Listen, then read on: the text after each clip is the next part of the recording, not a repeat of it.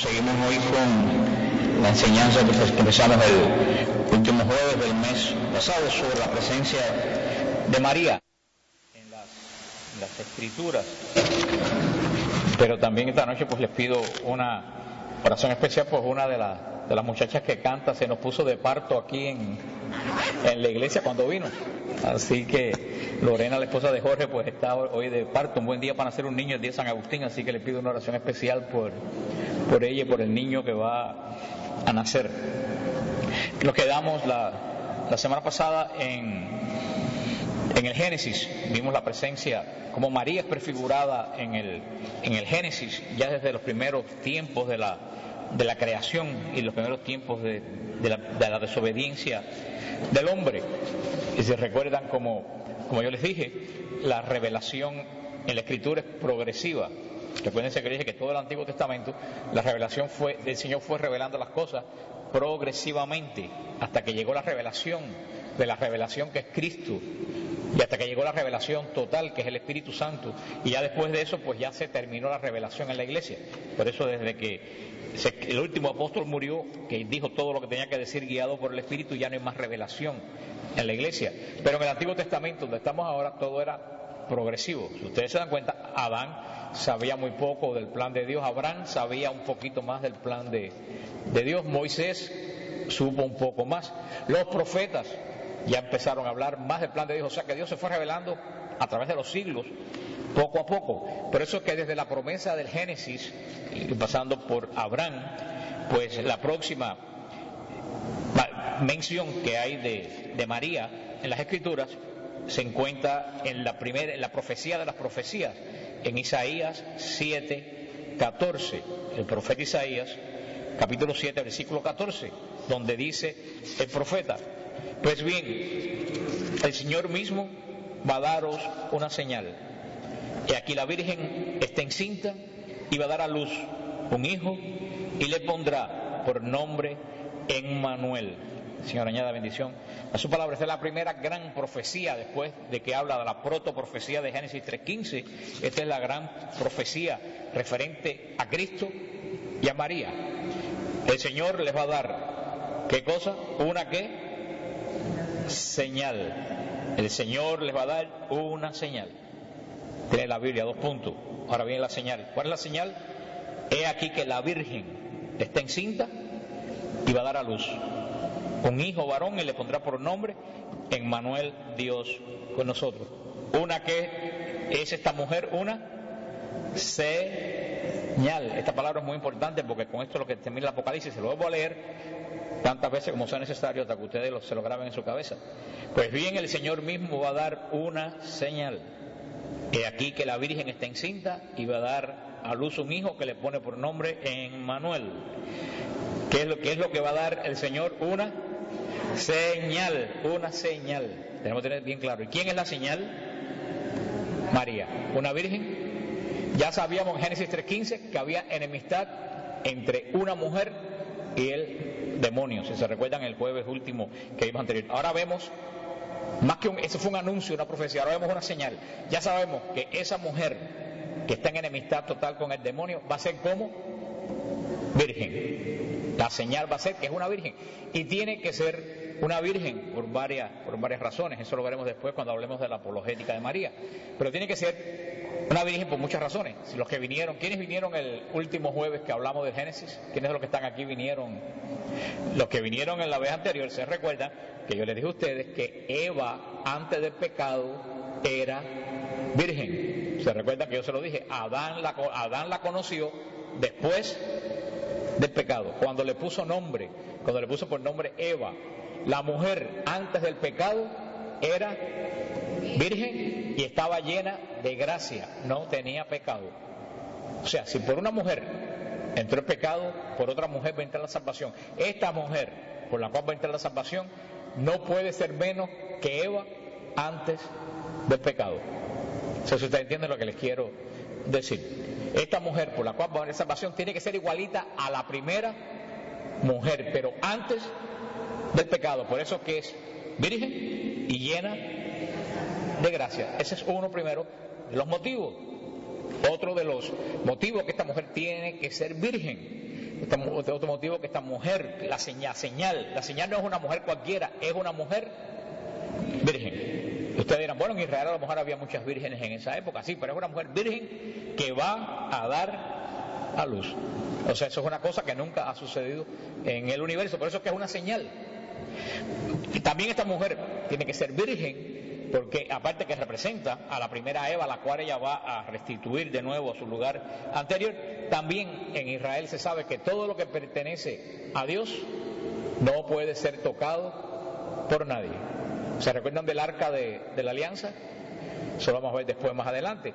Cuando el arca de la alianza la llevaba en una carreta, el arca de la alianza se tambaleó, Uzá, un criado, fue a tocar el arca de la alianza para que no se cayera. ¿Alguien se recuerda qué le pasó a Uzá cuando tocó el arca? Se murió. Cuando Uzá tocó el arca, se murió por tocar el arca. El arca no se podía tocar. ¿Por qué el arca no se podía tocar? Porque Dios venía sobre ella. Entonces, lo que era de Dios, lo que Dios tocaba, nadie lo podía volver a tocar. María no solo fue como el arca, porque el arca era una caja de madera de acacia forrada de oro. María era un ser viviente y creado, y lo que tenía el arca adentro era el testimonio de la ley, que eran 2 piedras, pero dentro de María no va a morar un testimonio de piedra, va a morar un testimonio vivo, va a morar el Dios Altísimo. Por eso es que esta mujer tenía que ser virgen, primero porque iba a pertenecer a ¿quién? A Dios. Segundo, porque iba a representar a la primera Eva antes del pecado y cuando era virgen. También porque la virginidad en Israel era señal de pertenencia a Dios. En la Biblia, cuando se quería decir una persona que se volvía idólatra, se llamaba que esa persona era una prostituta. ¿Por qué era una prostituta? ¿Cuántas veces en Jerusalén tú eres la gran prostituta? ¿Por qué? Porque era la novia de Dios que se había ido detrás de otro Dios o detrás de otros dioses. Esa es la señal que da Dios a través de Isaías. He aquí que la Virgen está encinta y va a dar a luz un hijo a quien pondrá por nombre Emmanuel. Los que no vinieron a la clase pasada, para que puedan entender el Génesis y María, pueden comprar los tapes, que está bien explicado todo referente al Génesis, la relación de María con el Génesis. Esta profecía, y es muy importante, esta profecía, Isaías 7:14. ¿Quiénes aquí tienen la Biblia Dios habla hoy? ¿Quiénes aquí tienen la versión esa Dios habla hoy? ¿Alguien la usa? ¿Tú la usas? ¿Quién más la usa? Tú la usas. Usted también lo usa. Bueno, quiero decirle que para mí esa es la versión más horrorosa que se ha escrito después de los testigos de Jehová. Horrenda traducción, horrible traducción. ¿Y por qué yo digo que es una traducción horrible? Porque esa traducción, creo que se lo dije la vez anterior, la hizo una comisión. Y no sé las experiencias de ustedes, pero la experiencia mía es que cada vez que una comisión se reúne para hacer algo, lo echa a perder. Fíjense que yo creo que la vez anterior hice el chiste, que alguien dijo que un camello es un caballo que hizo una comisión. Una comisión se reunió para hacer un caballo, ¿y qué fue lo que salió? Un camello con el rabo corto, con las orejas grandes, con los dientes grandes, con 2 jorobas, con las patas abiertas. Y esto lo hizo una comisión de judíos, de católicos y de protestantes. ¿Quiénes de ustedes creen que salieron perdiendo en todo esto? ¿Ustedes lo adivinan? Los católicos fuimos los que salimos perdiendo. ¿Y qué sucede con la Biblia de Dios habla hoy? Que a mí no me gusta. Que la Biblia de Dios habla hoy dice: pues bien, el Señor mismo les va a dar la señal.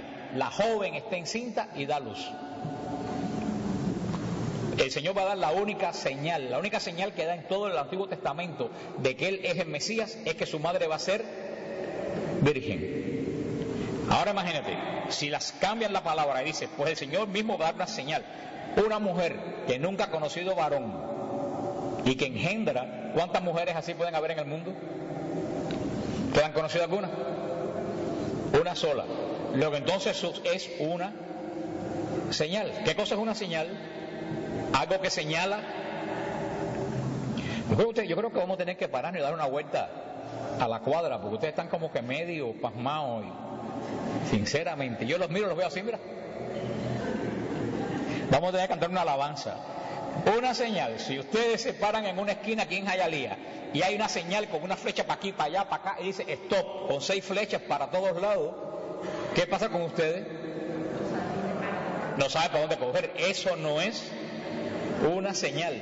Si yo pongo un letrero que dice, ahora cuando lleguen a la esquina tienen que detenerse, mirar a la derecha, a la izquierda, y si no viene carro, pasar con cuidado, eso no es una señal, eso es un letrero. ¿Qué cosa es una señal? Algo que uno ve inmediatamente capta el mensaje. La cosa esa roja con una cosa en el medio. Tú sabes que ahí no puedes parquear, no tienes que leer nada, tú nada más que lo ves, pum, y te dice, ahí no puedo poner el carro. Esta mujer va a ser una señal. Tiene que ser algo que solamente de un solo vistazo tú sabes que el hijo de esa mujer, ¿quién es? El Mesías. Por eso, cuando ponen, he aquí la joven está encinta, en la época que María estaba esperando a Jesús, ¿cuántas jóvenes habrían encinta en Israel? Decenas de mujeres. Es una señal que una joven está encinta, es una señal de que Dios va a nacer ahí. No, porque cuando miraban en Jerusalén posiblemente habían 400, 500 mujeres encintas. Luego entonces cuando cambian la palabra y ponen, he aquí que el Señor va a dar la señal, he aquí que la joven está encinta y va a dar a luz, pierde totalmente el sentido de la profecía. Ahora les voy a decir lo más curioso, porque yo digo que Dios habla ahora está mal, porque la Dios habla hoy interpreta la palabra técnicamente, pero no interpreta el espíritu. ¿Por qué yo les digo eso? La palabra original que se usa en hebreo en la profecía de Isaías 7, ustedes saben qué palabra dice en la profecía original. Joven. La joven está embarazada y va a dar a luz. Entonces ustedes dirán, la traducción Dios habla hoy está bien, ¿no? Tradujeron la palabra correcta, pero es que nosotros no podemos traducir la palabra correcta. Yo que he hecho traducciones del inglés al español, no se puede hacer la traducción de una palabra correcta en la misma la otra. Yo el otro día en una estación católica, una traducción del inglés al español, que dijeron, en vez de la última cena, de la supper en inglés, tradujeron la última sopa. Cuando Cristo se tomó la última sopa. Uno tiene que tener cuidado con lo que traduce. Y la palabra está bien, joven, para nosotros. ¿Hay algún problema que una joven esté embarazada? En Miami hay decenas de jóvenes que sin estar casadas están embarazadas. El problema es que lo que no sabemos es que en Israel la joven que salía embarazada la mataban a pedradas. ¿Se acuerdan por qué José no quería denunciar a María? Porque le iban a matar a pedradas. Entonces, cuando en Israel se decía una joven, siempre se refería a una joven que era virgen. Porque cuando la muchacha se casaba, así tendría 14 años, ya no le llamaban más joven, la llamaban señora. ¿Ustedes entienden lo que le digo? La palabra está bien traducida, pero no está traducida el espíritu de la palabra, porque la palabra indica una mujer que es joven, pero que al mismo tiempo es virgen. Cuando San Lucas traduce la palabra en el Evangelio de la profecía esta de Isaías, traduce la palabra partenos en griego, que quiere decir virgen. O sea, San Lucas entiende que esta palabra joven de la profecía de Isaías 7 es una mujer joven, pero que es virgen, y la traduce así. Por eso yo creo que esa traducción de Dios habla hoy fue una concesión a los judíos, ni siquiera a los protestantes, porque los protestantes creen que Jesús fue encarnado siendo María virgen. O sea, por eso yo digo que para mí esa traducción está en Jueces 11, 34, 40, cuando la hija virgen de Jefré, de Jefré se le llama joven. En esta palabra era una joven que era al mismo tiempo virgen, y lo pueden ver en Jueces 11, 34, 40. La otra profecía, esta es la primera profecía y la profecía que más apunta a Jesús. He aquí que la Virgen está encinta y va a dar a luz un hijo a quien le pondrá por nombre Emmanuel. La segunda profecía que en el Antiguo Testamento nos habla de María es Miqueas 5:2. Dice Miqueas 5:2: por eso, si Dios los abandona, es solo por un tiempo, hasta que aquella que debe dar a luz tenga a su hijo. Entonces volverán a Israel los desterrados. Señor, añada bendición a su palabra. ¿Qué es lo que dice Miqueas 5? Que si Dios abandona a Israel, los va a abandonar por solamente un tiempo. ¿Hasta cuándo Dios va a abandonar a Israel?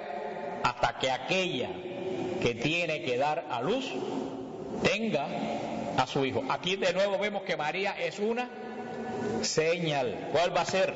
¿Cuándo los volverán los desterrados de Israel? Cuando aquella que tiene que dar a luz lo haga. El profeta Miqueas, cuando habla el cautiverio de Israel, quiere decir todos los que están oprimidos por el diablo porque aún no han sido redimidos. Dice, cuando aquella aparezca, la redención está ahí. Y San Pablo lo pone magníficamente bien en Gálatas 4:4. En Gálatas 4:4 dice San Pablo: cuando llegó la plenitud de los tiempos, Dios envió a su Hijo, el cual nació de mujer y fue sometido a la ley. Que el Señor añada bendición a su santa palabra. Es muy importante lo que dice Gálatas. ¿Cuándo llegó la plenitud de los tiempos?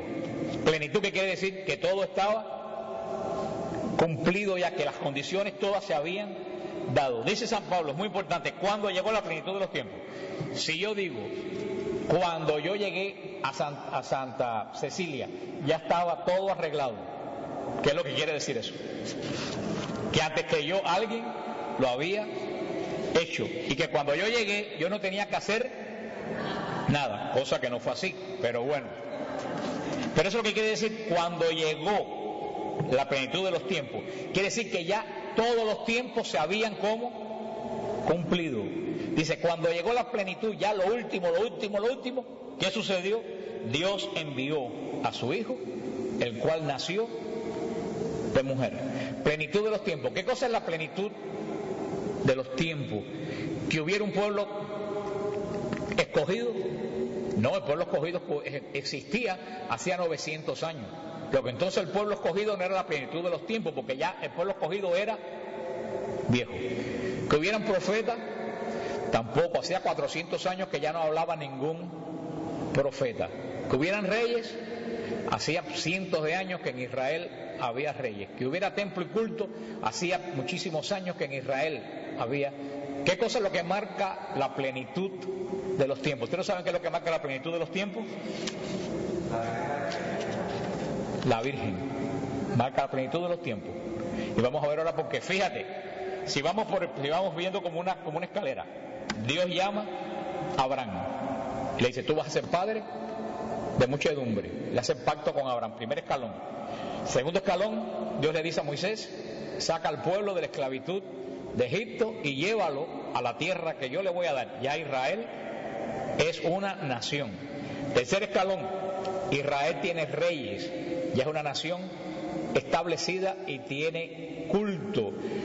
Cuarto escalón, vienen los profetas y ya dicen todo lo que tienen que decir. Llegaba al cuarto escalón y ahí no hay absolutamente, ahí no falta nada. Está la promesa, está el pacto, está el país, están los reyes, están los profetas, está el culto. Ya no falta nada para que venga el Mesías. ¿Qué es lo único que falta para que venga el Mesías? La madre, es lo único que falta. Ya está el país donde van a ser. Lo único que falta es la madre. Cuando Dios escoge a María, ahí llegó ¿qué cosa? La plenitud de los tiempos. María es el último escalón del pacto de Dios con Israel. María representa todo el pueblo de Israel. Por eso cuando llega la plenitud de los tiempos, Dios envía a su Hijo, y lo dice San Pablo bien claro. ¿Por quién? Que nació de una mujer. Cristo podía haber descendido del cielo y salvar al mundo. ¿Qué ustedes creen? Claro que sí podía, Dios es todopoderoso. Dios no le hacía falta nacer de nadie. Dios hubiera aparecido del desierto y hubiera ido a Jerusalén, hubiera hecho la redención y se acabó. Sin embargo, Dios quiso nacer de una mujer. Dios necesitó de una mujer. Si Dios necesitó de una mujer, ¿por qué tú y yo la vamos a quitar? Yo quiero que alguien me explique eso. Es que tú le quieres arreglar el plan a... Si por los protestantes fuera, Dios hubiera nacido en una mata, no hubiera tenido madre. Y yo digo que eso es muy triste, no tener madre. Estoy hablando de madres espirituales, por supuesto. Pero es muy triste no tener madre. Cuando llega la plenitud de los tiempos, ¿dónde se nos habla de la plenitud de los tiempos? Nos lo narra San Lucas, capítulo 1, versículo del 26 al 38. Este relato de la anunciación. Aquí comienza la historia. Hasta ahora lo que hemos visto es Génesis, profetas, anuncios proféticos a Israel. Todo Israel sabía que el Mesías iba a nacer de una virgen. Miren si todo Israel sabía que el Mesías iba a nacer de una virgen, que no era de una joven cualquiera, que en Israel la esterilidad era considerada una maldición. Una mujer que no podía tener hijos era considerado una maldición. ¿Quiénes de ustedes se recuerdan en la Biblia que no podía tener hijos? Isabel, ¿se acuerdan? Isabel no podía tener hijos y era mayor. Era una maldición. ¿Por qué era una maldición? Porque una mujer que no podía tener hijos estaba imposibilitada de que le cayera la suerte de ser la madre del Mesías. La maternidad era tremendamente importante en Israel porque todo el mundo quería de alguna forma que el Mesías naciera en su casa, en su familia. Por eso nos dice San Lucas en el prólogo de su Evangelio, capítulo 1, versículos 1 y 2, dice: varias personas han tratado de narrar las cosas que pasaron entre nosotros a partir de los datos que nos entregaron aquellos que vieron y fueron testigos desde el principio y que luego se han hecho servidores de la palabra. San Lucas era apóstol, ¿sí o no? San Lucas era parte de los 12 apóstoles. No, si han tenido dudas para contestar es que ustedes están más perdidos que el hijo del Limbre, porque no hay ningún apóstol que se llame Lucas. Lucas ni siquiera es un nombre hebreo. ¿Ustedes oyen bien lo que yo digo? Porque a veces que el eco que hay aquí impide. ¿Se oye bien? ¿O ustedes creen que si me separo un poco se oye mejor? ¿Ahí se oye mejor? Porque yo sé que cuando vino el Padre Luther yo no entendía lo que decía, porque por el eco que hace la iglesia. Vamos a ver si de aquí ahora yo puedo leer. San Lucas no era apóstol, y una de las características que se usó para decir que los evangelios verdaderamente eran la historia verídica de Jesús es que tuvieran que haber sido escritos por un apóstol. Los evangelios que no habían sido escritos por un apóstol, ¿qué hicieron? Los quitaron, los llamados evangelios apócrifos. San Marcos no era apóstol, pero San Marcos escribió lo que el apóstol Pedro le dijo. Era el secretario de Pedro. Por eso podemos decir que el evangelio de Marcos es el evangelio de ¿quién? De Pedro. El evangelio de Mateo, que es apóstol. El evangelio de San Juan, que es apóstol. Pero ahora tenemos el problema: San Lucas no es apóstol, no conoce a Jesús, a nadie. ¿Por qué han colado el evangelio de San Lucas en todo esto? El misterio está en lo que yo les acabo de leer. Dice San Lucas en el prólogo: varias personas han tratado de narrar las cosas que pasaron entre nosotros a partir de los datos que nos entregaron aquellos que vieron y fueron testigos desde el principio. San Lucas se fue a Israel y entrevistó a las personas. 3 características: que fueran testigos. ¿Qué cosa quiere decir que fueran testigos? Un testigo de un accidente, ¿qué característica tiene que ser? Que lo vio. Que fueron testigos. San Lucas entrevistó a gente que lo vieron, que fueron testigos desde el principio. San Lucas no fue a entrevistar a una persona que conoció a Cristo al final. San Lucas fue a entrevistar a una persona que fue testigo ¿desde cuándo? Desde el principio, y que después se volvió testigo de la palabra. Una persona que a todo el mundo daba testimonio de lo que sucedió. Cuando ustedes van al evangelio de San Lucas y lo abren, es el único evangelio que habla de la anunciación. Y dice San Lucas que él entrevistó a la persona que fue, ¿qué cosa? Testigo. ¿Desde cuándo? Desde el principio. Ahora quiero que me digan a quién entrevistó San Lucas, si está ahí la narración de la anunciación. En la anunciación habían 2 personas: San Gabriel y María. Yo estoy seguro que San Lucas no entrevistó a San Gabriel. En la visitación, ¿quiénes estaban en la visitación? María, Isabel. Isabel era mayor.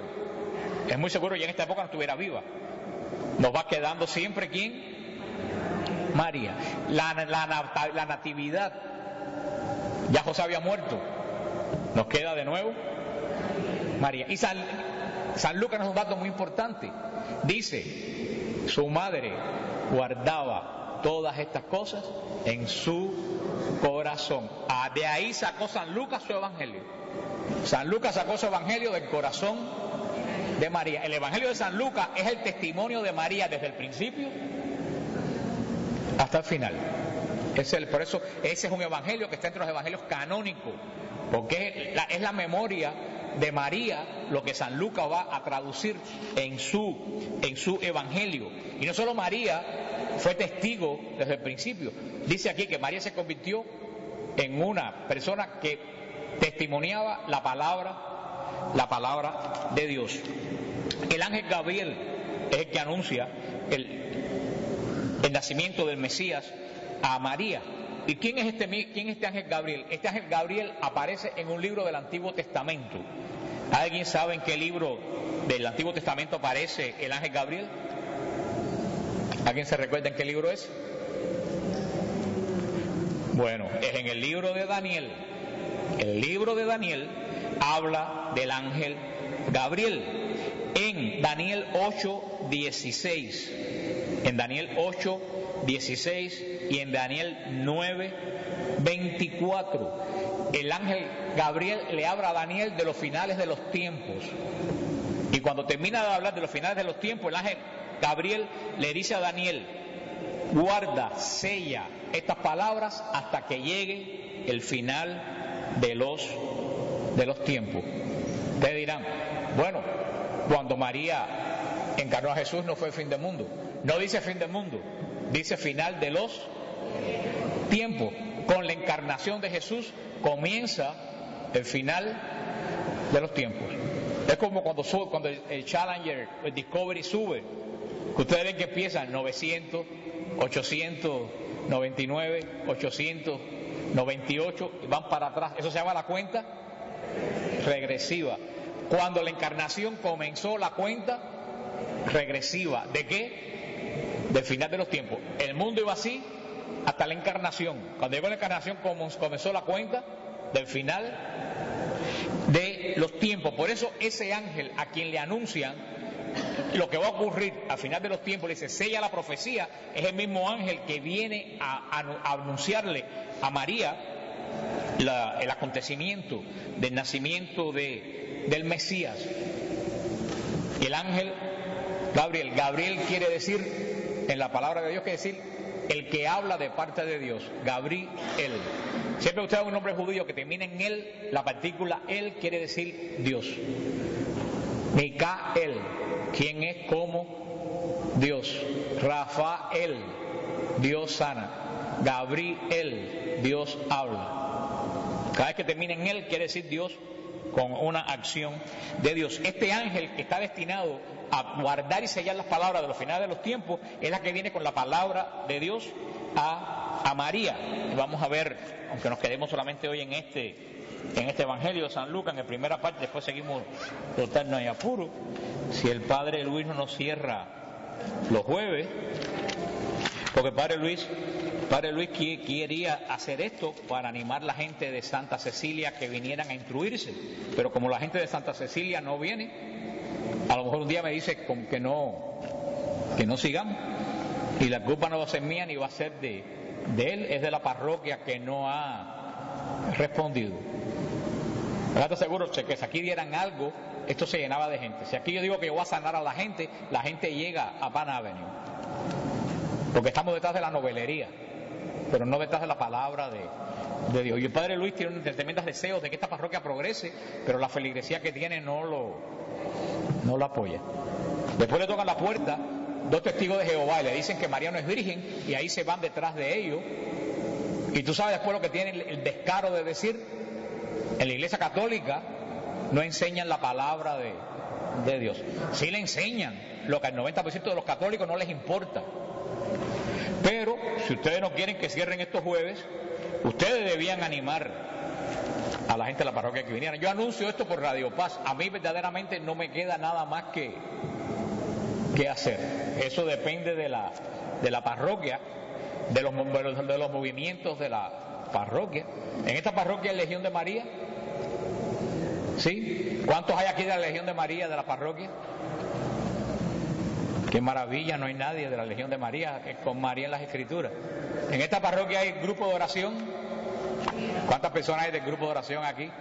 Hay una, bueno, por lo menos hay dos vinieron del grupo de oración. Aquí hay Emaús. Mira, bueno, Emaús es quien ha sacado la cara por la parroquia. Pero yo te digo, si estamos hablando de María, ¿quién debía estar aquí, sentado aquí? Toda la Legión de María. Pero bueno, yo quisiera, si ustedes se encuentran alguna de esas señoras gastadoras de rosario por ahí, ustedes se lo dicen, dice Frank, que en vez de gastar rosario, que primero venga a aprender a quién tú le estás rezando. Se lo dicen así de parte mía, y si se ponen bravas, muchísimo mejor. Dice el Evangelio de San Lucas, después de esta descarga, dice el Evangelio de San Lucas. Aquí tenemos un problema, porque me acerco y leo y veo, y ustedes no oyen o no veo nada. Al 6º mes envió Dios el ángel Gabriel a una ciudad de Galilea llamada Nazaret, a una virgen desposada con un hombre llamado José. Aquí hay toda una historia, aunque ustedes no lo crean. Ya sabemos, el ángel Gabriel está relacionado con ¿qué profeta? Daniel. Está relacionado con el anuncio del fin de los tiempos. Sigue diciendo, aquí San Pablo, aquí San Lucas dice la palabra correcta, a una virgen, partenos. Aquí no dice joven. Aquí está diciendo que esta muchacha que vemos en el Evangelio es aquella que anunciaron en Isaías 7, a una muchacha, a una joven, una virgen desposada con un hombre llamado José, de la casa de David. Tenemos el nombre de José. Muchas personas como que a José como que no le hacen mucho caso, pero yo quiero decirle a ustedes, aunque el tema no es José, yo quiero decirle a ustedes que el mismo Dios que escogió a María escogió a José. José es tan importante como María. María encarnó el Hijo de Dios, pero José fue quien lo cuidó. Dios le entrega a este hombre el tesoro más grande que tiene Dios. ¿Cuál es el tesoro más grande que tiene Dios? Su único hijo. ¿Cuántos aquí tienen un solo hijo? Pues sabrán los trabajos que pasan con ese único hijo que tienen. Aunque tuvieran 12, no tuvieran tanto cuidado con ese. Pues Dios tiene también uno solo. Y ese hijo único que tiene, Dios se lo entrega a un hombre. Hermano, ese hombre tiene que haber tenido toda la confianza de Dios. Este es José, escogido por Dios. Algunas tradiciones antiguas ponen a José como un viejito. Ustedes han visto cuadros de José blanco en cana y calvo. Esas son las tradiciones antiguas. Eso es un absurdo. ¿Tú sabes por qué las tradiciones antiguas ponen a José viejito? Para decir, él no tuvo relaciones con María porque era muy... Entonces quiere decir que José era un sinvergüenza, porque si no tuvo relaciones con María, ¿por qué no las tuvo? Porque era viejo, agárralo si llega a ser joven. No, la grandeza de José es que siendo un muchacho de 18, 19 años, fue llamado por Dios a una misión igual que María. Y si María fue virgen, también José fue virgen. Para mí que eso es un machismo. Decir, los hombres son tan animales que no se pueden contener. Cuando la grandeza de José es que siendo joven supo el papel que le tocó a él en el plan de la salvación. Y ahí está la grandeza de José. Vaya pareja, un viejo 80 años con una muchacha de 13 años, eso hubiera sido un escándalo. José era un joven de esa ciudad que de buena primera se vio metido en el plan de la salvación. De José no dice mucho la Biblia, pero dice más de la cuenta. Lo que dice la Biblia de José, que era un hombre justo. Nosotros hemos perdido el vocabulario bíblico. Para nosotros un hombre justo, ¿qué es lo que quiere decir? Alguien bueno, alguien que hace las cosas como hay que... La Biblia dice, no hay ningún hombre justo, dice el libro de los Proverbios. A la única persona que la Biblia llama justo en toda la historia de la salvación es Abraham. Dice, por Abraham se justificó por la fe. Aquí ni siquiera dice que José se justificó por la fe. Dice que José desde que nació era un hombre justo. Justo quiere decir que Dios lo miró y no vio nada malo en él. O sea, esa palabra encierra que José, aunque nació con pecado original, pero de toda la creación, aparte de María, José es uno de los personajes más grandes de toda la creación. Y lo que me maravilla de José es su humildad. Él hizo lo que tenía que hacer sin bulla, sin escandalera, y cuando se terminó su tiempo, ¿qué hizo? Se echó para atrás y dejó que Cristo siguiera. Cuando hay tanta gente que no se echa para atrás porque no hay quien lo saque adelante, porque quieren que se vean más que los demás. José es el modelo de la humildad. Por eso yo estoy seguro que José tiene un lugar grandísimo en el reino de Dios, porque lo dice la palabra, que es el que se humilla será. Y lo más importante que nos dice aquí, este muchacho era ¿de qué familia? De David. La profecía que le dio Natán al rey David le dice, un hijo tuyo se va a sentar en tu trono por toda la eternidad. Natán le dio una profecía a David de parte de Dios de que un descendiente de David se iba a sentar en el trono de David por siempre y para siempre. ¿Podía ser Salomón el hijo de David, el que se sentó para siempre en el trono? ¿Por qué no podía ser Salomón? Porque se murió. O sea que ninguno de los descendientes de David pudiera haber sido, porque todos se murieron. Entonces ninguno de esos era el prometido, porque ese se va a sentar para siempre. Y mira qué curioso, la familia de David, el rey más grande de Israel, se destruyó entre ellos mismos por los pecados de Salomón, se destruyó la familia, se mataron unos a otros, se los llevaron al exilio, perdieron el reinado, se acabó. Pasaron 600 años de la profecía. ¿Y qué dirían muchos judíos cuando leían ese libro? ¿Qué pasó con lo que Dios prometió? ¿Dios se equivocó? ¿Dios prometió que un heredero de David se iba a sentar por siempre? Y por ningún lugar andaban los herederos de David. Sin embargo, quedaba un heredero de David. ¿Quién era el heredero de David que quedaba? José. José era de la familia directa. ¿Y qué profesión era la de José? Carpintero. Miren lo que terminó la familia del rey más poderoso de Israel, en un carpintero de una ciudad perdida, como le decían en la coronación de los papas antiguamente, sic transit glorias mundis. Así pasan las glorias del mundo. Y los que sabían que José era de la familia de David, ¿qué dirían? Miren lo que terminó la familia de David. Dirían, ese es el que se va a sentar en el trono, y se reirían de José. Sin embargo, nadie miraba a José como el heredero de David, pero el que tenía que mirarlo lo estaba mirando. ¿Quién era? El que hizo la promesa. ¿Quién era? Dios. Aunque tú creas que las promesas de Dios en tu vida no aparecen, créeme que Dios tiene los ojos puestos encima de ti. Y la promesa de Dios a tu vida llega no cuando tú quieres, cuando quiere Él. José, de la familia de David, que vivía en una ciudad que se llamaba, ¿cómo se llama la ciudad donde vivía María? Tampoco ustedes saben cómo se llamaba la ciudad donde vivía María. Porque entonces yo le digo al padre de Luis que lo que hay que dar es catecismo los domingos por la mañana. ¿Alguien tiene la amabilidad y me dicen qué ciudad vivía María cuando fue la anunciación? Nazaret. Yo veo caras que no están muy seguros de dónde era.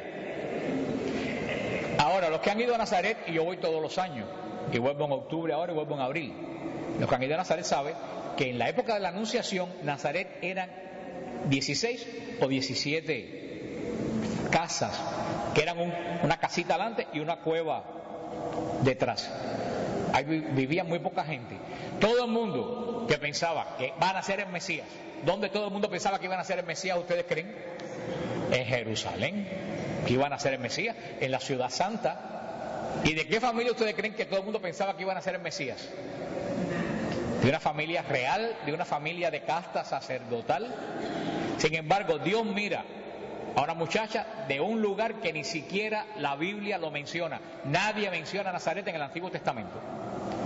María, 13 o 14 años, una muchacha, pudiéramos decir campesina, de un pueblecito perdido en las montañas de Efraín, en el fin del mundo, donde todo el mundo pensaría, aquí nunca pasa nada. Esa muchacha que todos los días iba a buscar agua al pozo, que ayudaba a su mamá, que tenía un novio con el cual se iba a casar, una muchacha simple, de buena primera, nada más y nada menos, se encuentra con el ángel que le habló a quién, ¿a qué profeta?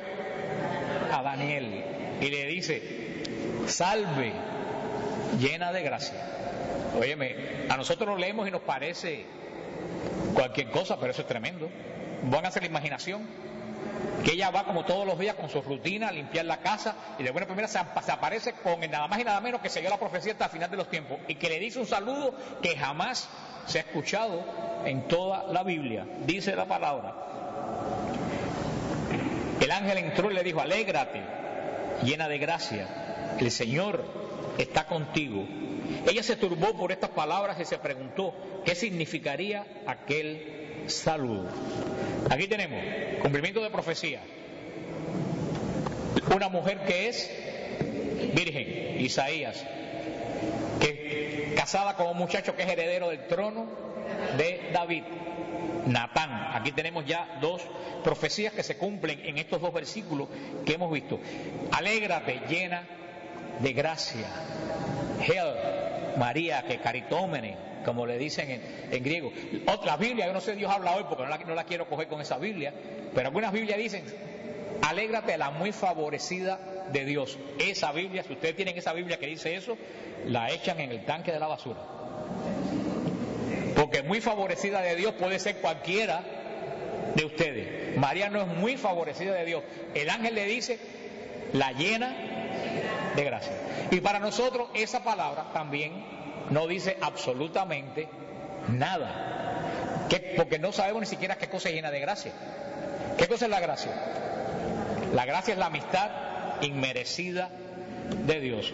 La gracia es que Dios, desde Dios a mí, hay una comunión tan perfecta que somos casi los dos uno, y que todas las bendiciones que Él tiene fluyen sobre mí. Antes de María, ¿sobre quién estaban esas bendiciones y esa amistad de Dios? ¿Sobre quién estaban?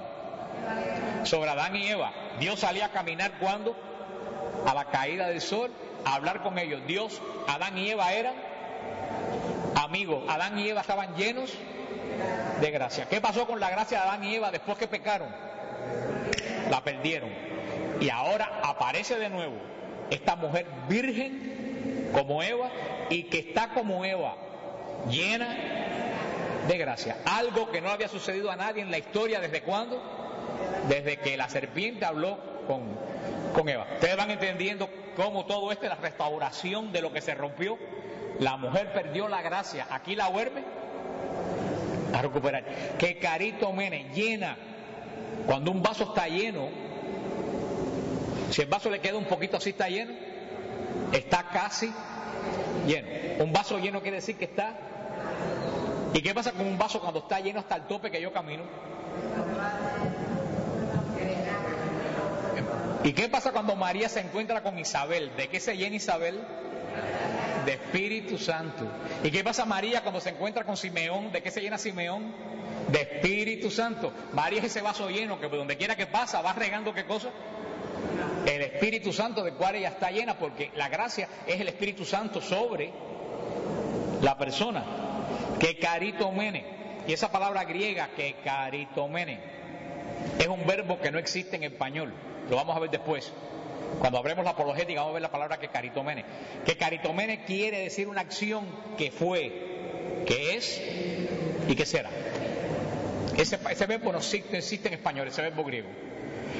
Existe algo parecido, como por ejemplo cuando yo digo yo soy cubano.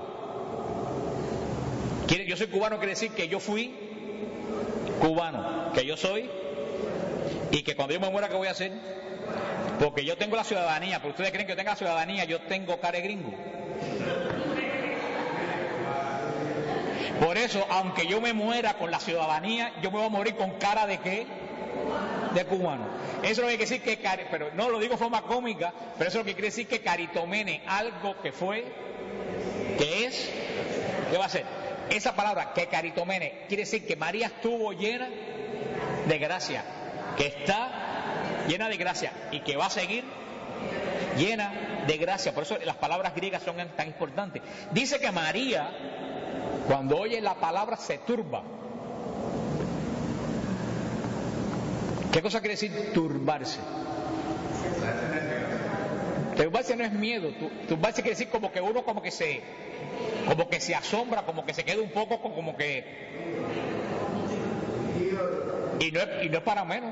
María se da con las narices de ¿quién? Del ángel. Ahora fíjate, tenemos otro personaje que 6 meses antes se topó con un ángel también. ¿Quién fue el personaje que 6 meses antes se topó con un ángel? Zacarías. ¿Y de qué se llenó Zacarías cuando vio el ángel? De miedo. Y Zacarías vio el ángel, se llenó de miedo y se quedó como mudo.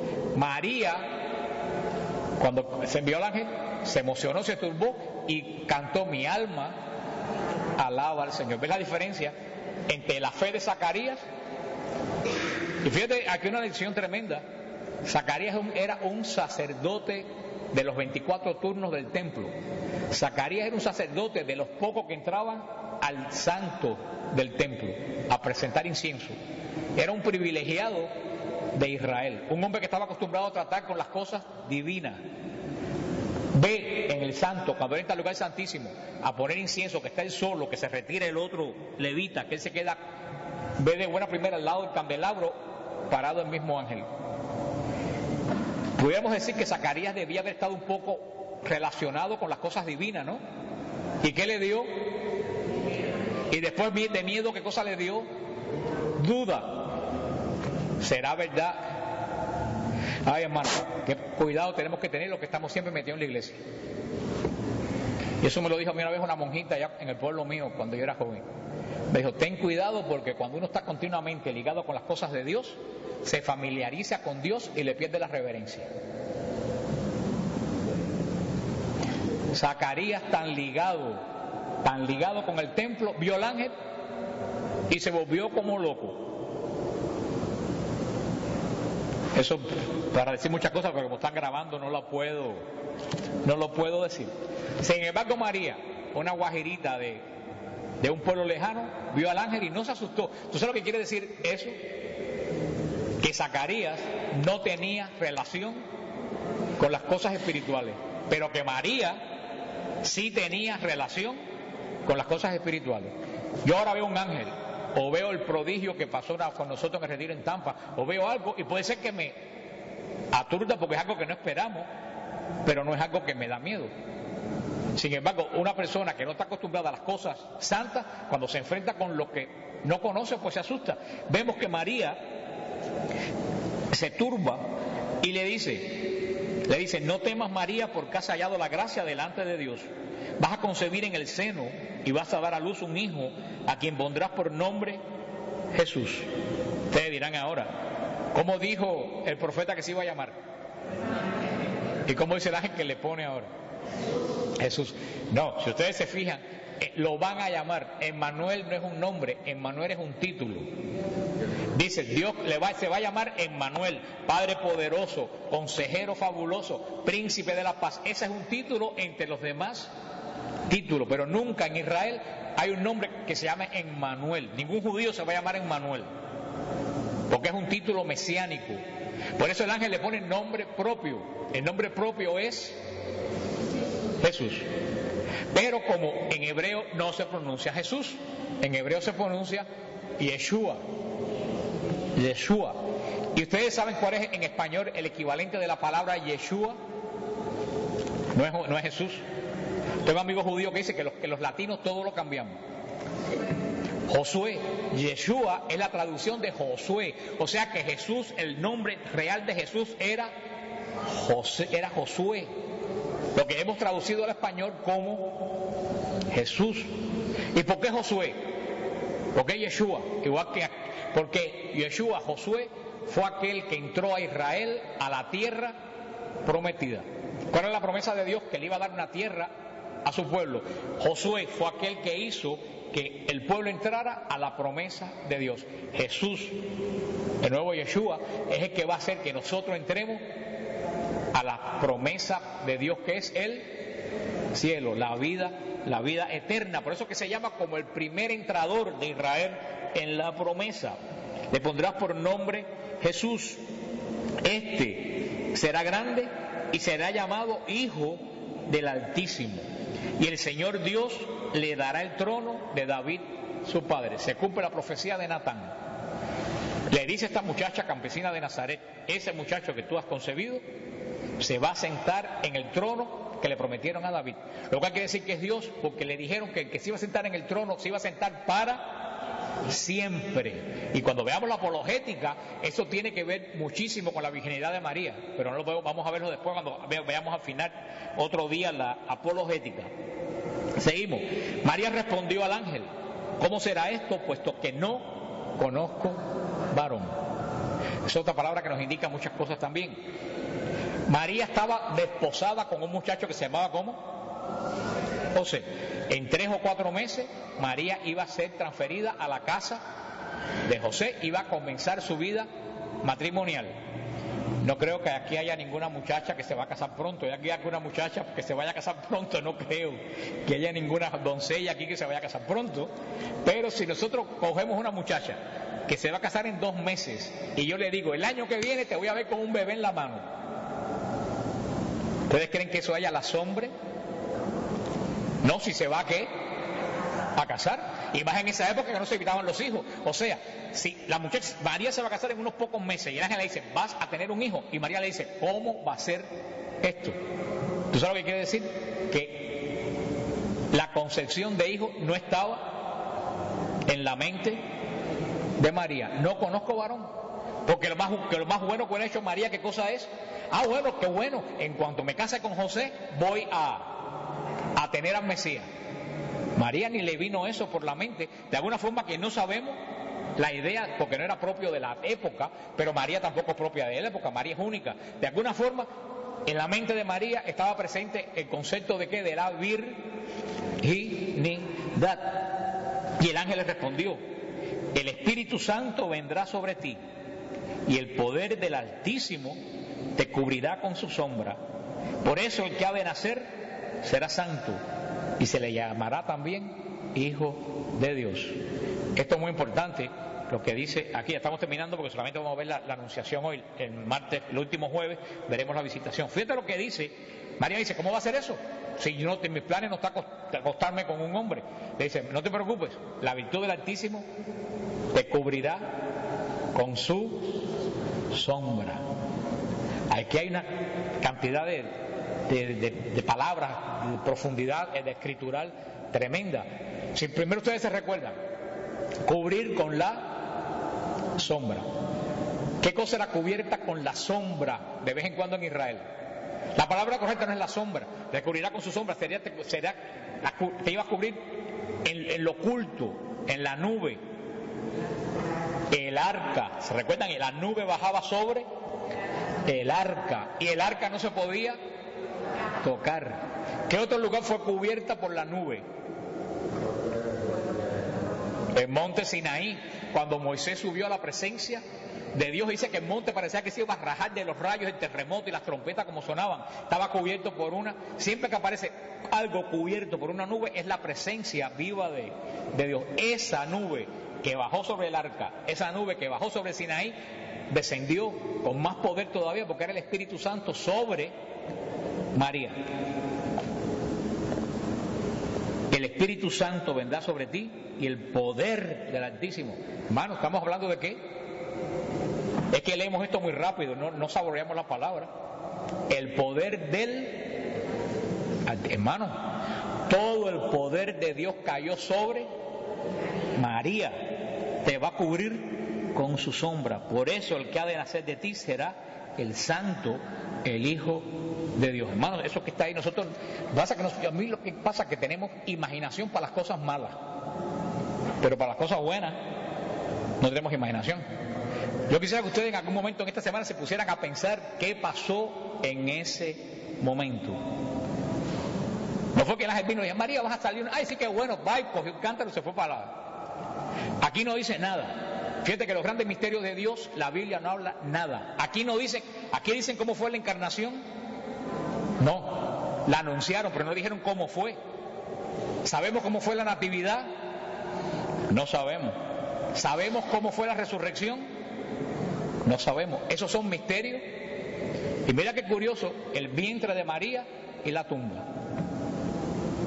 Misterio de Dios. El ángel le anunció a María que el poder de Dios iba a venir sobre ella y el Espíritu Santo, y nada más y nada menos que iba a pasar en el vientre de María, se iba a adentrarse en el vientre de María la segunda persona de la Santísima Trinidad. Yo quiero que me digan que esta mujer es como otra cualquiera, pero hay que ser tarado mental para pensar que esta mujer es como otra cualquiera. Sobre esta mujer pasó algo que jamás en la historia de la humanidad había pasado ni volverá a pasar. María dijo, el ángel le dijo, mira, también Isabel tu parienta ha concebido un hijo en la vejez y está en el 6º mes de la que se decía que era estéril, porque para Dios nada hay imposible. Dijo María, he aquí la esclava del Señor, hágase en mí según su palabra. Y el ángel, dejándola, se fue. Hermano, aquí se partió la historia del mundo en dos mitades: antes de Cristo y después de Cristo, en el vientre de una virgen. Yo cuando voy a Israel, a la Basílica de la Natividad, para mí es uno de los lugares más santos de Israel, porque digo, aquí en esta tierra que estamos, ahí nosotros siempre rezamos el ángel de rodillas. Pues decimos, en esta tierra en que estoy, aquí la historia del mundo se partió en dos, en el vientre de María de Nazaret. Dice, y aquí tan sencillo, el ángel vino, dio su mensaje, ¿y qué hizo? Se fue. El ángel es un servidor, el ángel no se extralimita más de lo que a él le mandaron. El ángel dio alguna más instrucción, se fue, y con qué clase de lío dejó a María. Pero antes que llegue el lío, que vendrá la semana que viene, te digo el último jueves que viene, antes que llegue el lío, yo quiero hacerle pensar esto. Aquí dice, María dijo, he aquí, esclava del Señor, hágase en mí. Hermano, eso es lo inverso de lo que dijo Eva. Eva dijo, yo voy a hacer lo que a mí me da la gana porque yo quiero ser como Dios. Y el mundo se echó a perder. María dice, yo no tengo voluntad. El esclavo no tiene voluntad, el esclavo hace lo que le dice el amo. María dijo, yo no tengo voluntad, mi voluntad es de Dios. María, llena de gracia, reversa el pecado de los hombres y vuelve a ser como Eva antes del pecado. María entrega toda su vida, toda su voluntad a Dios. Le digo, que se haga como Él. Qué lindo, ¿verdad? Muchos de ustedes querrán decir lo mismo. Cuidado. ¿Tú sabes esas palabras dónde llevaron a María? Al pie de la cruz, ver a su hijo que engendró las entrañas, desbaratado colgando de un madero. ¿Y por qué María estaba allí? Por estas palabras que dijo, que se haga como Él dice. Y María dijo, si Él dijo eso, eso es. ¿Tú sabes cómo se llama eso? Fidelidad a la palabra de Dios. No es lo que yo quiero, es lo que quieres tú, aunque yo no lo entienda y aunque yo no sepa por qué. Pero por eso es grande María. Vamos a ver después María, mujer de fe. Y esas palabras, por eso hay que tener cuidado con lo que se dice. Hágase en mí según su palabra. El ángel se fue y no tenemos idea cómo fue la encarnación. Ahora, no sé cuántos aquí han recibido alguna vez la efusión del Espíritu Santo. ¿Alguna persona aquí ha recibido alguna vez la efusión del Espíritu Santo? Cuando uno recibe la efusión del Espíritu Santo en una que le oran por ti o lo que sea, a uno le pasan 300 cosas. Uno se pone caliente, se pone frío, le dan temblores, parece que el corazón se te va. Y eso es una acción carismática del Espíritu Santo. Imagínate qué sintió esta muchacha cuando el poder de Dios del mundo entero cayó sobre ella, y la segunda persona que estaba en el cielo, en la gloria, se metió en el vientre. Hermano, eso tiene que haber sido algo que no hay forma humana que nosotros podamos pensar ni imaginarnos qué sucedió en ese momento sobre María, pero tiene que haber sido algo tremendo. ¿Por qué? Por una cosa muy interesante. Y ya ves, cuando cierro la Biblia, que ya estamos terminando. ¿Por qué yo le digo que es una cosa muy interesante, que es lo que mucha gente no piensa? Jesús es unigénito de Dios y primogénito de María. Primogénito no quiere decir primero. Primogénito quiere decir el que tiene el honor de llevar el sacerdocio en la casa. ¿Se acuerdan que Jacob no era el primero? Jacob era el segundo. Y le robó la primogenitura ¿a quién? A Esaú, que era el primero. Es unigénito, es el único hijo que ha tenido Dios y es el primer varón bendecido, como todo israelita, que tiene María. Jesús no tiene padre físico,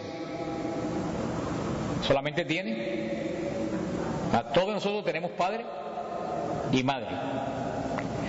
Entonces cuando un niño nace, todo el mundo dice, ay mira, tiene los ojos del papá y tiene la nariz de la mamá y la boca de la tía y algunos las orejas del lechero, sabe Dios quién. Pero siempre le sacan el parecido a alguien. ¿Por qué? Porque un hijo es producto de un hombre y la genética de los dos puede características de los dos en el individuo.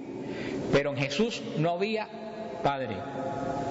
¿Tú sabes lo que quiere decir? Ahora que se habla tanto de genética, que toda la genética de Jesús, ¿tú sabes de quién era? De María. ¿Tú sabes lo que quiere decir eso? Que María y Jesús tienen que haberse parecido como dos gotas de agua. Jesús tenía toda la humanidad de María y toda la divinidad de Dios. Eso es una cosa que jamás. Por eso es que María es santa, y vamos a ver después que no tiene pecado cuando hablamos de la apologética. Porque si Jesús toma la genética de María, ¿cómo Jesús va a tomar genética, carne y sangre de alguien que estuvo en manos de Satanás por algún momento? Eso es impensable. Cuando tú tienes un pecado, ¿qué pasa con Dios? Aparta de ti. ¿Cómo Dios? Si Jesús toma una carne manchada por el pecado, el demonio se hubiera dado banquete. Es una de las razones principales que María es inmaculada, porque de donde Jesús toma su carne, sus huesos, su sangre con que nos redime, la genética es solamente de esa mujer. Y por eso pasó eso que pasó en Lanciano hace como 8 o 9 años, donde está el milagro eucarístico de Lanciano, que descubrieron que según la genética de la sangre era el milagro eucarístico, la carne era de una mujer según la genética de la sangre, hasta que se dieron cuenta, pero espérate, si es que Jesús no tuvo concurrencia de varón en su hasta en eso. Por eso nos quedamos hoy en la anunciación. Vemos que al fin toda esta, y al primero una mujer que va a tener enemistad con el demonio, después que la mujer va a ser virgen, después que cuando llega la plenitud de los tiempos nace de mujer, después vemos que hay esa mujer que es virgen, que está en lucha contra el demonio, ya tiene nombre. ¿Quién es? María de Nazaret, la llena de gracia, la que Caritomene, la llena de gracia. Vamos a ver, porque esto sigue hasta que lleguemos al final, porque esta misma mujer es la que va a aparecer al final glorificada en el Apocalipsis. Vamos a seguir el próximo mes con la visitación y con las bodas de Caná, y después vamos a hacer la apologética, si María tuvo más hijos, si María no tuvo más hijos, por qué María es virgen. Vamos a ver todo eso, pero sencillamente lo dejo con esta idea que hemos visto de la encarnación del Hijo de Dios, como el Hijo de Dios, que dice San Pablo, la kenosis, se desprende de toda majestad y se adentra en el vientre de una virgen nazarena para nacer como uno de cualquiera de nosotros. Porque todo lo que dicen los evangelios sinópticos, apócrifos, de que los angelitos ayudaban a bañar al niño Jesús y todo eso es bla bla bla. El niño Jesús fue un niño como todos los niños. Que María tenía que cambiar el pamper, no había ningún ángel que le cambiara el pamper no, lo que le pusiera, que tenía que darle el pecho como todos los. Y por eso uno de los lugares más lindos de Belén en Israel es la Gruta de la Leche. La Gruta de la Leche es una gruta donde hay un cuadro antiquísimo que está María dándole de mamar al niño. Y eso es lo que muestra la humanidad de Jesús, cómo Jesús tiene que necesitar de una madre para mamar, para poder sobrevivir. Y ahí viene la grandeza de María, la mujer que amamantó a la segunda persona de la Santísima. Te vuelvo a preguntar, ¿es esa una mujer como doña Juana que vive aquí en la 12? Hay que ser muy corto de mente y vamos a seguir. Cuando sigamos van a ver la grandiosidad. Y como le dije, el ángel se fue campante porque él cumplió con lo que le habían dicho. Y el lío se quedó. Ay, qué lindo, María la madre del Mesías. Pero ahora, ¿cómo María se lo va a explicar a José? Porque hay quien es el más interesado en el asunto ahora, de ahora en adelante, ¿quién es el más interesado? José, que ve que el vientre de María empieza a crecer y él dice, pero ¿esto qué cosa? Porque nosotros pensamos que el hecho, como ya algo, no, nosotros tenemos que pensar con la mentalidad de lo que pasó en una parejita que vive ahí en ese pueblo y que la novia, la barriga le empieza a crecer y el novio dice, pero ¿eso de dónde? Y aquí empieza la grandeza de María. Porque si llega a ser alguno de nosotros, que el ángel dice, tú eres la madre del Mesías, la más buena y la más modosita, va y se lo dice a su mamá. ¿Y hubiera sido algo malo? ¿El ángel le dijo que no lo dijera? No. Le he dicho, mami, lo que me acaba de pasar, se me apareció un ángel y me dijo. O si lo hubiera contado más interesado, ¿quién es? José. Pero si María va y le dice, mira José, ahora un ángel habló conmigo y salí en estado. José hubiera dicho, ¿dónde está ese ángel que lo mato? ¿Tú sabes lo que hizo María? Y aquí es lo que me dice la gran característica de María. ¿Tú sabes lo que hizo María? Se cayó. María dijo, si el Señor me metió en este lío, el Señor me va a sacar de este lío. Esa es la mujer de fe. Ella vio que todo se formaba el lío y ella dijo, yo estoy en manos del Señor, yo estoy en el plan del Señor, yo solamente tengo que esperar que se haga la voluntad. Si María se mete a hacer algo, lo hubiera enredado todo como Sara lo enredó con Agar y con todo eso que formó. Hermanos, eso es lo que nos pasa muchas veces a nosotros. Hay veces que uno se mete en el plan de Dios queriendo ayudar a Dios. Y cuando uno se mete en el plan de Dios, ayudar a Dios, uno lo enreda absolutamente todo. Tenemos que aprender a María en esta noche también, hacer nuestra parte, pero dejar que Dios, hacer como María. María hizo su parte. ¿Cuál fue la parte de María? Engendrar al Hijo de Dios y criarlo. El resto, ¿quién se tenía que ocupar? Ustedes tienen que hacer su parte. Y el resto, las madres no son el Espíritu Santo para convertir a los hijos. Si le caen arriba a los hijos, ¿tú sabes lo que van a hacer? Ve a la iglesia, conviértete, lo van a espantar. Las madres y los padres tienen que decir, mira, esta es la verdad, esto es lo que tú tienes que hacer. Y después, ¿tú sabes lo que tienen que hacer? Orar. Y eso es un ejemplo, porque es el más común que yo veo continuamente. Pero también puede ser un esposo, puede ser una esposa. Uno solamente hace la parte de uno y no puede meterse más adelante en el plan de Dios. Tú tienes que hacer tu parte, saber dónde te tienes que parar y decir, Señor, de ahora en adelante comienzas. Ya yo hice la parte que me toca a mí. Dios te salve María, llena eres de gracia, el Señor es contigo. Bendita tú eres entre todas las mujeres y bendito es el fruto de tu vientre Jesús.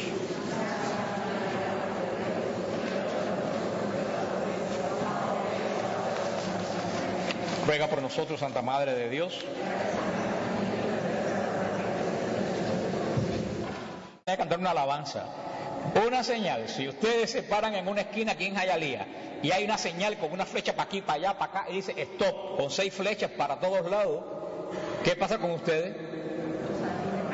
No saben para dónde coger. Eso no es una señal. Si yo pongo un letrero que dice, ahora cuando lleguen a la esquina tienen que detenerse, mirar a la derecha, a la izquierda, y si no viene carro, pasar con cuidado, eso no es una señal, eso es un letrero. ¿Qué cosa es una señal? Algo que uno ve inmediatamente capta el mensaje. La cosa esa roja con una cosa en el medio. Tú sabes que ahí no puedes parquear, no tienes que leer nada, tú nada más que lo ves, pum, y te dice, ahí no puedo poner el carro. Esta mujer va a ser una señal. Tiene que ser algo que solamente de un solo vistazo tú sabes que el hijo de esa mujer, ¿quién es? El Mesías. Por eso, cuando ponen, he aquí la joven está encinta, en la época que María estaba esperando a Jesús, ¿cuántas jóvenes habrían encinta en Israel? Decenas de mujeres. ¿Es una señal que una joven esté encinta? ¿Es una señal de que Dios va a nacer ahí? No, porque cuando miraban en Jerusalén posiblemente habían 400, 500 mujeres encintas. Luego entonces cuando cambian la palabra y ponen, he aquí que el Señor va a dar la señal, he aquí que la joven está encinta y va a dar a luz, pierde totalmente el sentido de la profecía. Ahora les voy a decir lo más curioso, porque yo digo que Dios habla ahora está mal, porque la Dios habla hoy interpreta la palabra técnicamente, pero no interpreta el espíritu. ¿Por qué yo les digo eso? La palabra original que se usa en hebreo en la profecía de Isaías 7, ustedes saben qué palabra dice en la profecía original. Joven. La joven está embarazada y va a dar a luz. Entonces ustedes dirán, la traducción Dios habla hoy está bien, ¿no? Tradujeron la palabra correcta. Pero es que nosotros no podemos traducir la palabra correcta. Yo que he hecho traducciones del inglés al español, no se puede hacer la traducción de una palabra correcta en la misma la otra. Yo el otro día en una estación católica, una traducción, nombre Emmanuel. Señor, añada bendición a su palabra. Esta es la primera gran profecía después de que habla de la protoprofecía de Génesis 3:15. Esta es la gran profecía referente a Cristo y a María. El Señor les va a dar, ¿qué cosa? ¿Una qué? Señal. El Señor les va a dar una señal. Tiene la Biblia, 2 puntos. Ahora viene la señal. ¿Cuál es la señal? He aquí que la Virgen está encinta y va a dar a luz un hijo varón y le pondrá por nombre Emmanuel, Dios con nosotros. Una que es esta mujer, una señal. Esta palabra es muy importante porque con esto es lo que termina el Apocalipsis. Se lo vuelvo a leer tantas veces como sea necesario hasta que ustedes se lo graben en su cabeza. Pues bien, el Señor mismo va a dar una señal. He aquí que la Virgen está encinta y va a dar a luz un hijo que le pone por nombre Emmanuel. ¿Qué es lo que va a dar el Señor? Una señal, una señal. Tenemos que tener bien claro. ¿Y quién es la señal? María, una virgen. Ya sabíamos en Génesis 3:15 que había enemistad entre una mujer y el demonio, si se recuerdan el jueves último que vimos anterior. Ahora vemos, más que eso fue un anuncio, una profecía, ahora vemos una señal. Ya sabemos que esa mujer que está en enemistad total con el demonio va a ser como virgen. La señal va a ser que es una virgen y tiene que ser una virgen por varias razones. Eso lo veremos después cuando hablemos de la apologética de María. Pero tiene que ser una virgen por muchas razones. Si los que vinieron, ¿quiénes vinieron el último jueves que hablamos del Génesis? ¿Quiénes de los que están aquí vinieron? Los que vinieron en la vez anterior se recuerdan que yo les dije a ustedes que Eva antes del pecado era virgen. Se recuerdan que yo se lo dije. Adán la conoció después del pecado, cuando le puso por nombre Eva. La mujer antes del pecado era virgen y estaba llena de gracia, no tenía pecado. O sea, si por una mujer entró el pecado, por otra mujer va a entrar la salvación. Esta mujer por la cual va a entrar la salvación no puede ser menos que Eva antes del pecado. Si ustedes entienden lo que les quiero decir. Esta mujer por la cual va a haber salvación tiene que ser igualita a la primera.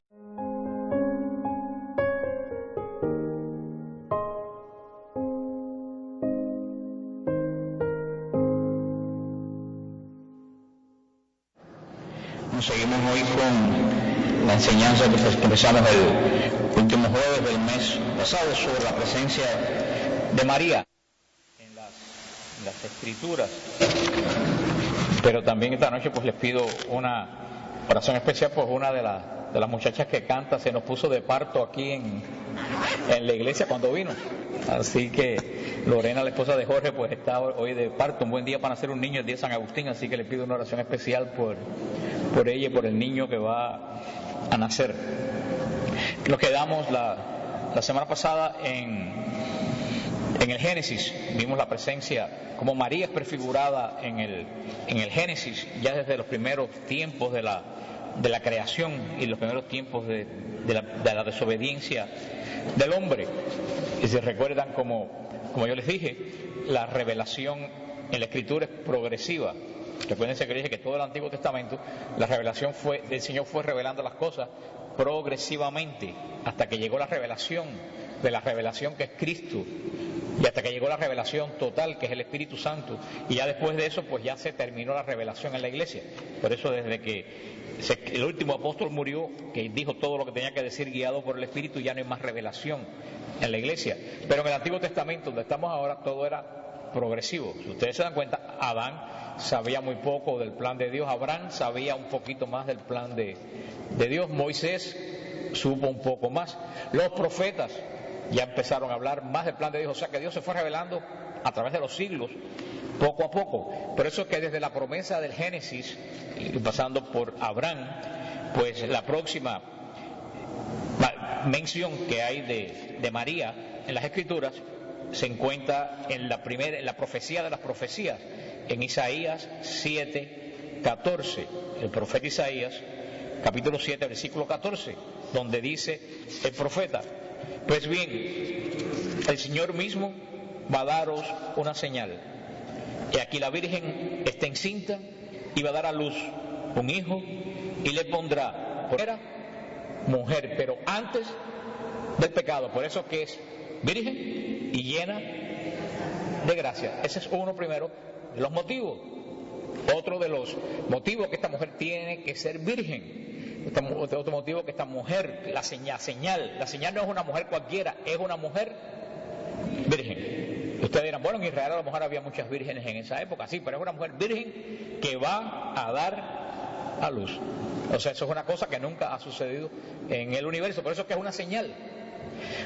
Y también esta mujer tiene que ser virgen, porque aparte que representa a la primera Eva, la cual ella va a restituir de nuevo a su lugar anterior, también en Israel se sabe que todo lo que pertenece a Dios no puede ser tocado por nadie. ¿Se recuerdan del arca de la alianza? Eso lo vamos a ver después, más adelante. Cuando el arca de la alianza la llevaban en una carreta, el arca de la alianza se tambaleó, Uzá, un criado, fue a tocar el arca de la alianza para que no se cayera. ¿Alguien se recuerda qué le pasó a Uzá cuando tocó el arca? Se murió. Cuando Uzá tocó el arca, se murió por tocar el arca. El arca no se podía tocar. ¿Por qué el arca no se podía tocar? Porque Dios venía sobre ella. Pero entonces lo que era de Dios, lo que Dios tocaba, nadie lo podía volver a tocar. María no solo fue como el arca, porque el arca era una caja de madera de acacia forrada de oro. María era un ser viviente y creado, y lo que tenía el arca adentro era el testimonio de la ley, que eran 2 piedras, pero dentro de María no va a morar un testimonio de piedra, va a morar un testimonio vivo, va a morar el Dios Altísimo. Por eso es que esta mujer tenía que ser virgen, primero porque iba a pertenecer ¿a quién? A Dios. Segundo, porque iba a representar a la primera Eva antes del pecado y cuando era virgen. También porque la virginidad en Israel era señal de pertenencia a Dios. En la Biblia, cuando se quería decir una persona que se volvía idólatra, se llamaba que esa persona era una prostituta. ¿Por qué era una prostituta? ¿Cuántas veces en Jerusalén tú eres la gran prostituta? ¿Por qué? Porque era la novia de Dios que se había ido detrás de otro Dios o detrás de otros dioses.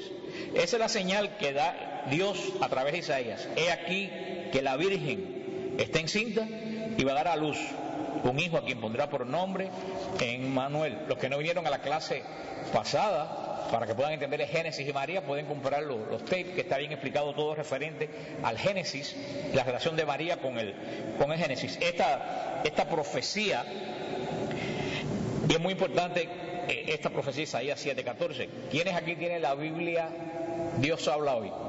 ¿Quiénes aquí tienen la versión esa Dios habla hoy? ¿Alguien la usa? ¿Tú la usas? ¿Quién más la usa? Tú la usas. Usted también lo usa. Bueno, quiero decirle que para mí esa es la versión más horrorosa que se ha escrito después de los testigos de Jehová. Horrenda traducción, horrible traducción. ¿Y por qué yo digo que es una traducción horrible? Porque esa traducción, creo que se lo dije la vez anterior, la hizo una comisión. Y no sé las experiencias de ustedes, pero la experiencia mía es que cada vez que una comisión se reúne para hacer algo, lo echa a perder. Fíjense que yo creo que la vez anterior hice chiste, que alguien dijo que un camello es un caballo que hizo una comisión. Una comisión se reunió para hacer un caballo, ¿y qué fue lo que salió? Un camello con el rabo corto, con las orejas grandes, con los dientes grandes, con 2 jorobas, con las patas abiertas. Y esto lo hizo una comisión de judíos, de católicos y de protestantes. ¿Quiénes de ustedes creen que salieron perdiendo en todo esto? ¿Ustedes lo adivinan? Los católicos fuimos los que salimos perdiendo. ¿Y qué sucede con la Biblia de Dios habla hoy? Que a mí no me gusta. Que la Biblia de Dios habla hoy dice: pues bien, el Señor mismo les va a dar la señal. La joven está encinta y da luz. El Señor va a dar la única señal que da en todo el Antiguo Testamento de que Él es el Mesías, es que su madre va a ser virgen. Ahora imagínate, si las cambian la palabra y dice, pues el Señor mismo va a dar una señal. Una mujer que nunca ha conocido varón y que engendra, ¿cuántas mujeres así pueden haber en el mundo? ¿Ustedes han conocido alguna? Una sola. Lo que entonces es una señal. ¿Qué cosa es una señal? Algo que señala. Yo creo que vamos a tener que pararnos y dar una vuelta a la cuadra, porque ustedes están como que medio pasmados. Sinceramente, yo los miro, los veo así, mira. Vamos a